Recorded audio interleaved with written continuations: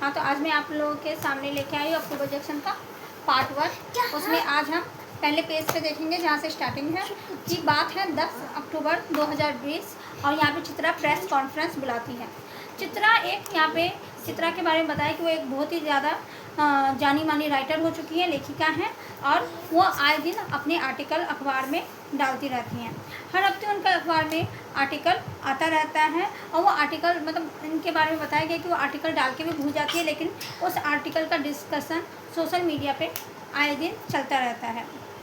लेकिन चित्रा के बारे में ये भी बताया गया कि जो चित्रा जी हैं वो 10 अक्टूबर को कुछ ना कुछ बड़ा अनाउंस करती है। तो शायद यही देखते हुए जो हमारे राइटर हैं इस किताब का नाम अक्टूबर जंक्शन रखा है।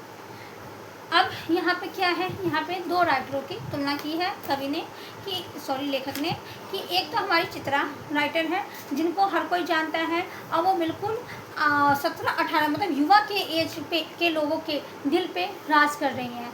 वहीं पे एक और राइटर है सुरभि पराशर जो राइटिंग करती हैं वो एक मतलब कहानियाँ लिखती हैं, कहानियाँ लिखती हैं, बच्चों की कहानियाँ लिखती हैं। इस वजह से वो अधिकतर बच्चों पे और बूढ़े लोगों पे राज करती हैं।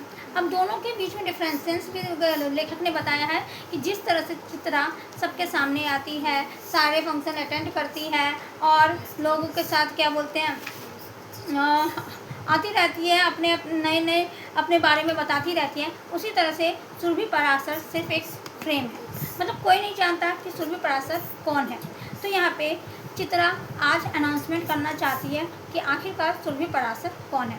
सुरभि पराशर की यहाँ पे 2 बुकें आ चुकी हैं।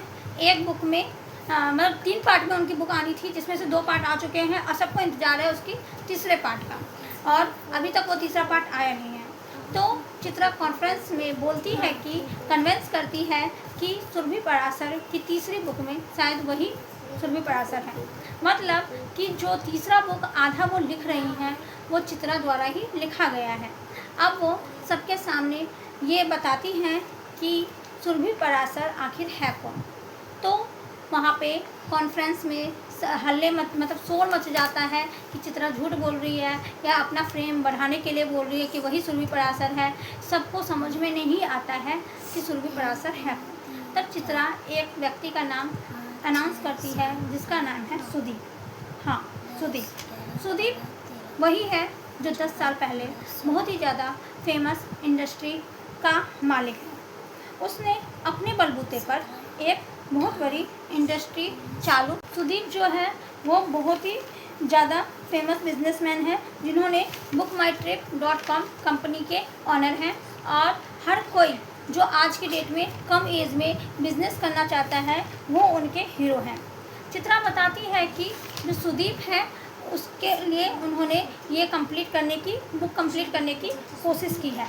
अब यहाँ पे चित्रा को वो दिन याद आ रहा है जब वो 10 साल पहले जब उसका कोई भी राइटिंग की दुनिया में यहाँ पे चित्रा की जब ये बता देती है कि वो सुदीप के द्वारा लिखी गई बुक है, तो लोगों के बीच में कई सवाल उठने लगते हैं जिसका चित्रा के पास अभी कोई जवाब नहीं है और चित्रा कोई जवाब नहीं देना चाहती।